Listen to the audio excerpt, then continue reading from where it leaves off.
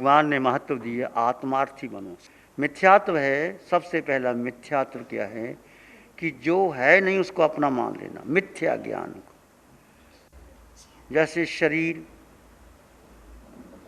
तुम नहीं हो, तुमने जन्मों जन्मों से जिस योनि में गए, जिस गति में गए, उसको अपना मान लिया। इस कारण हम भटक रहे हैं 4 गति 84 लाख जीवन में। हमने ऐसा नहीं कि धर्म नहीं किया, धर्म भी किया, साधु भी बने, क्रिया भी पाली, तप भी किया, स्वाध्याय भी किया, पर अपनी दृष्टि नहीं बदली। देह पर आसक्त रहे, देह के नाम कर्ता बनते रहे। मैंने किया, मैंने के बहुत से लोग हैं बताते हैं महाराज मैंने 4 ठगियाँ कर ली, मैंने ये कर ली, अपने आप बताते हैं, हमें बताते हैं अपने। क्या बताना, कर्ता नहीं दृष्टा। अभी वाणी में मात्र दृष्टा बन जाओ, दृष्टा बन जाओ, कर्ता छोड़ो। मैंने किया, मैंने किया, मैंने किया बखान मत करो। कर्ता है शरीर, मन वचन काया, आत्मा कर्ता नहीं है। जब तुम आत्मार्थी बन गए तो कर्ता भाव टूटेगा, तुम कभी कहोगे नहीं। शरीर कर्ता भोक्ता में हम करते रहे, मैंने ये किया, मैंने सेवा की, मैंने दान किया। कर्ता भाव को छोड़ करके दृष्टा भाव, दृष्टा आत्मा का निज गुण है। जब तुम अपने दृष्टा भाव में रहते हैं तो कर्मों की निर्जरा होती है, और कर्ता भाव में रहते हो तो पुण्य भी बनता है और पाप भी बनता है। अब अपने देह के मुंह को तोड़ना है, मानना कि नहीं टूटेगा पर बहुत कम हो जाएगा। आपको भूख लगी तो भोजन छोड़ दो, आधे घंटे के लिए छोड़ दो, बाद में करेंगे। जो आदत पड़ी है ना भोजन करने की वो तोड़ो। मुझे बहुत ऐसा चाहिए, कम कर दो। जो 12 प्रकार, आज बहुत लोगों ने 12 व्रत लिए, आप सबको लेना चाहिए 12 व्रत। जिन्होंने नहीं लिए विचार कर लेना, यदि आप 12 व्रत नहीं लेते तो आप महावीर के शासन में नहीं हो, महावीर के तीर्थ में नहीं हो। 12 व्रत लेने का अपने आप को सीमित करना, अपने मन को नियंत्रण करना। ये व्रत कोई दंड नहीं है, कोई नियम नहीं है, कोई जोर जबरदस्ती नहीं, कोई कायदा कानून भी नहीं है। ये अपने को जानकर अपने में स्थित होना है। ये 12 व्रत है, ये अपने को जान करके अपने में स्थित होना है, अपने में स्थित होना। अहिंसा, आत्मा में आओगे, अहिंसा का पालन होगा। 5 महाव्रत आत्मा पर दृढ़ है। तुम समायिक आत्मा की है। समायिक जो तुम करते हो वो समायिक है, पाठ कर लिया, जप कर लिया, पुण्य। आत्मा का आत्मा में स्थित होना यही समायिक है। स्वयं का स्वयं में स्थित होना यही समायिक है, और कोई समायिक नहीं। वीतराग धर्म, वीतराग दर्शन आत्मा से शुरू होता है। एक कर्म सिद्धांत को मानो, जो कर्म तुमने जैसा किया है वो फल देगा ही। आज यदि आपके पास धन है, परिवार है, आपकी बात सुनते हैं तो आपका पुण्य है।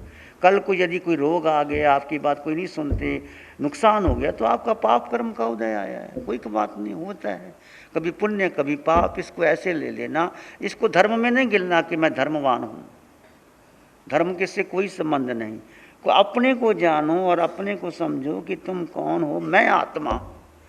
अब आत्मा अंग बार बार देखो, भगवान बार बार आत्मा आत्मा आत्मा आत्मा आत्मा आत्मा आत्मा। आप रात को सोए तो शरीर का भान भूल जाए, मैं आत्मा। 8 गुणों से युक्त आत्मा। 8 गुण मैंने बताए थे, अनंत ज्ञान, अनंत दर्शन, अनंत सुख, अनंत शक्ति, गुरु लघु, अमूर्तपना। आत्मा ना हल्की है ना भारी है, आत्मा अमूर्तपना, निराकार है आत्मा। और क्षायक समकत, क्षायक समकत सत्य पर अटल श्रद्धा और अटल अवगाहना, 8 गुण है। केवल ज्ञान होने पर 4 कर्म, घानघाती कर्म क्षय होने पर 4 प्रकट होते हैं। आयुष कर्म टूटता है तो 4 बाद में प्रकट होते हैं।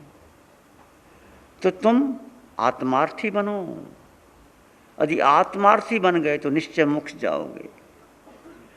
आत्मार्थी के लक्षण क्या है? अपनी आत्मा को जानने वाला। जानने का मतलब अर्थमुख करने वाला कि देह भिन्न है, आत्मा भिन्न है। कुछ भी करो। अभी देशना में आया तुम उठो बैठो चलो स्वयं स्थित हो करके करो। अब भोजन करो स्वयं स्थित होके करो, फैक्ट्री चलाओ स्वयं स्थित होके चलाओ, दुकान चलाओ स्वयं स्थित चलाओ, भोजन बनाएं स्वयं स्थित होके बनाएं, तो पाप कर्म नहीं लगेगा, लगेगा उसकी आलोचना कर लो। और सुबह से अभी तक आपको बताया गया कि जहाँ जहाँ हम मिथ्यात्व में गए, पर में चले गए, उसकी आलोचना प्रतिक्रमण कर लो। आत्मार्थी के लक्षण अपनी आत्मा को जानने वाला, अनुभव करने वाला, किसी पुद्गल से भयभीत नहीं होने वाला, वो अजीब से भयभीत नहीं होगा, कितना शक्तिशाली आ जाए, धन बल, पद बल, यश बल, भुज बल, परिवार बल, उसकी श्रद्धा नहीं है, उसकी श्रद्धा आत्म बल पर है। कोई भी कर्म आ जाए उसका दृष्टा बनेगा, रोग भयंकर से भयंकर रोग आ जाए, देखो और जानो, कर्म निकल जाएगा। कोई प्रतिक्रिया ना करने वाला आत्मार्थी, कोई प्रतिक्रिया ना करने वाला, हर समय का उपयोग करता है, हर समय का। जो प्रयास तो करो, माना नहीं रहता, मेरा भी नहीं रहता, पर प्रयास तो करो। श्वास को देखो, कितना श्वास आ रहा है जा रहा है, उसमें आत्मा को लगा दो, स्वभाव में लगा दो। कुछ श्वासें तो आएंगी, फिर मन चला गया फिर लगा दो, फिर मन चला गया फिर लगा दो। हर समय का उपयोग करता है, नए कर्मों से बचता है, नए कर्म बनने से बचता है, सत्ता में पड़े कर्मों को निर्जित करने की कोशिश करता है, सत्ता में जो कर्म पड़े हैं उसको निर्जित करने की कोशिश करता है, अनर्थ में कर्म बंधन नहीं करता, निंदा प्रतिक्रिया उपहास कटाक्ष नहीं करता। यदि आप आत्मार्थी हो तो किसी की निंदा नहीं करोगे, प्रतिक्रिया नहीं करोगे। हम बड़ी आदत है प्रतिक्रिया करने की, बैठे बैठे प्रतिक्रिया कर देते, वो कैसे चल रहा है, वो कैसे देख रहा है, वो क्या खा रहा है, वो कैसे कपड़े पहने, वो तुमने क्या लेना देना। कितने कर्मों का बंधन बांधते हैं हम, हंसते हंसते मजाक करते करते। आत्मार्थी होगा तो वो किसी की निंदा प्रतिक्रिया उपहास कटाक्ष कषाय नहीं करेगा। हर देह में आत्मा देखता है, वो हर देह में आत्मा ही देखता है जो आत्मार्थी है। आत्मा ही अपनी पिंड, ये खाल, ये शरीर, इसको पिंड कहा जाता है, पिंड या जड़, जड़ भी कहते हैं, पिंड भी कहते हैं, खाल भी कहते हैं। इसको खाल की भांति लगेगा, जैसे खाल ओढ़ी किसी ने, ये देह को एक खाल ओढ़ी है ऐसा लगेगा आपको। आत्मा भीतर है, ये खाल मैंने ओढ़ रखी है। कर्म दबाता नहीं कभी, वो कर्मों को सहर्ष उदीर्णा करता है। अच्छा है कर्म आ गए निकल गए,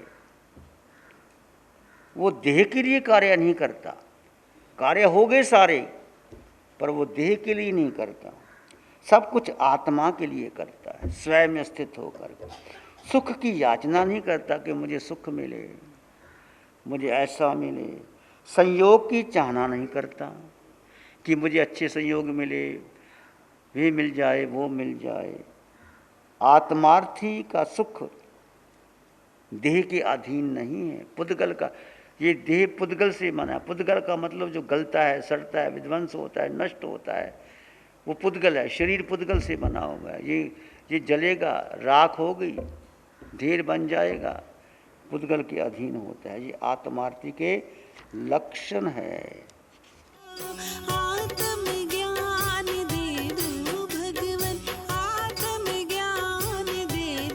हमारा साहब, ये वातावरण कहीं पर भी नहीं मिल सकता। यहाँ पर ओशो के कम्यून में इतना बड़ा माहौल है, रजनीश जी के, वो भी दिगंबर जैन ही थे, परंतु आज का जो ये माहौल समोशरण की तरह जो खड़ा हो गया है, निश्चित रूप से बहुत ही सुंदर, ग्रहणीय, और हमने अपने जीवन में उसको बहुत बहुत ढाल लिया है, प्रयत्न किया है। दीक्षा के पहले वर्ष से ही मैं ध्यान साधना से जुड़ी हुई हूँ, वही लगन वही रुचि है, और ये ज़्यादा सहूलियत, ज़्यादा सुविधा जड़ की नहीं चेतन की मिली है प्रभु। ऐसा लगता है चेतन के लिए आपने जो अधिक से अधिक सहयोग और मार्गदर्शन प्रस्तुत किया है वो बहुत बहुत अनुकरणीय है। और बहुत बहुत धन्यवाद देते हुए, निशा दीदी तो खड़ी रहती है तो हमारे आंखों में ही पानी आ जाता है, गंगा जमुना बहने लगती है, बोल नहीं सकते भगवान। उनके साथ अभी भी 2 शब्द उनके गले के लिए बोली तो रोना ही आ गया। इतनी करुणा, इतना प्रेम सबको जो बांट रही है, उसके लिए उन्हें कोई आक्षेप लेना पड़ता, उनको डांटना पड़ता है तो वो कहेंगे, क्यों नहीं कहेंगे, उनका अधिकार है पूरा कहने का।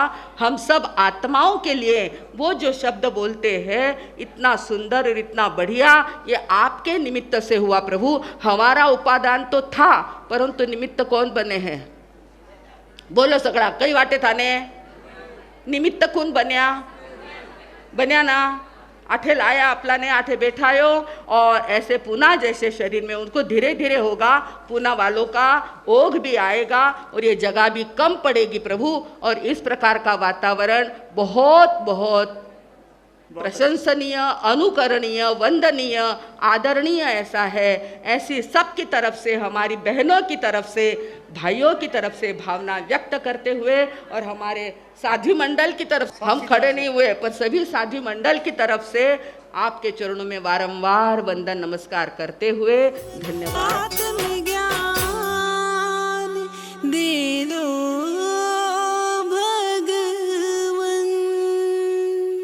देखो, ध्यान में बैठकर, वैसे ध्यान एक स्थान पर बैठ कर के आपको हिलाना नहीं चाहिए, अंगों पंग पर हिला सकते हैं। बहुत पीड़ा हो तो ध्यान में व्यक्ति की टांग ऐसे हिल गई, हाथ हिल गया, पर कौशग में आप जिस आसन में बैठ गए वो जैसे कि पत्थर की प्रतिमा है। भगवान की प्रतिमा देखिए, मंदिर में कौशग में खड़ी है या बैठी है, उसको आप ऐसे पत्थर की प्रतिमा बन करके कौशग में अनंत कर्मों की नजरा होती। ध्यान के आगे कौशग, काया का उत्सर्ग कर देना। जैसे आप ध्यान में बैठे, काया का उत्सर्ग कर दिया। कौशग 2 प्रकार का, स्वय का स्वय में स्थित होना और देह का देह में स्थिर होना, ये कौशग पूरा है। कौशग बहुत उत्कृष्ट तप है। कौशग शुरू करो घर में 15 मिनट, भगवान अभी आधे घंटे का करवाया है, तुम आधे घंटे करने लग गए। और जो बीच में खोल लेता है वो कौशग तोड़ करके बहुत कर्मों का बंधन करता है। ये मोह है, पीड़ा होगी। जैसे कौशग करोगे कर्म आएंगे, पुराने कर्म जो आपने बांधे आएंगे। उसको समता भाव से, आत्म भाव से अपने स्वभाव में देखते रहो, कर्म चले जाएंगे। और कौशग में पीड़ा होगी पर आत्मा का सुख बढ़ता चला जाएगा।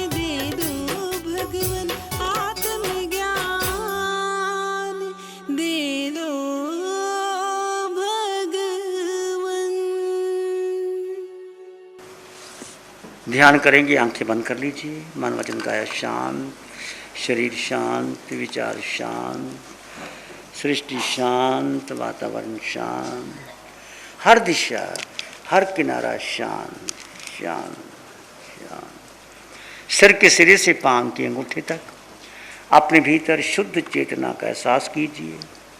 भेद विज्ञान कर दीजिए, जड़ चेतन का भेद। केवल आत्मा, आत्मा निर्विकल्प, निर्विचार आत्मा। आत्मा का रंग नहीं, रूप नहीं, वर्ण नहीं, गंध नहीं, रस नहीं, स्पर्श नहीं। आत्मा खाती नहीं, पीती नहीं। जो श्वास आ रहा है, जा रहा है, उस आते जाते श्वास के साथ रहें। एक एक श्वास अनमोल है, एक एक समय बहुमूल्य है। जैसे दृष्टा भाव से देखोगे, आपके विचार स्वयं शांत होंगे। ध्यान के अंतर्गत कोई साता की चाहना नहीं रखना। यहाँ उद्देश्य साता का नहीं, सुख का नहीं, सुख का रहेगा। सुख आत्मा में है, साता शरीर की है। अब सुख साता पूछते हैं ना, महाराज सुख साता है। सुख यानी आत्मा का सुख, साता यानी शरीर का साथ। किसी आकार को सोचना नहीं, विचारना नहीं। जीव तो निराकार है, अपने निराकार तत्व में स्वयं को स्थित कर ले। अरिहंत समान, सिद्ध समान, अष्ट गुणों से युक्त आत्मा, मैं आत्मा हूँ, मैं सत्य हूँ, त्रिकाल सत्य हूँ, अटल सत्य हूँ, परम सत्य हूँ।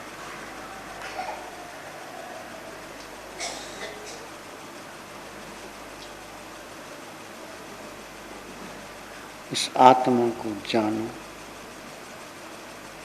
और देखो आत्मा का स्वभाव, इसमें रमन करो।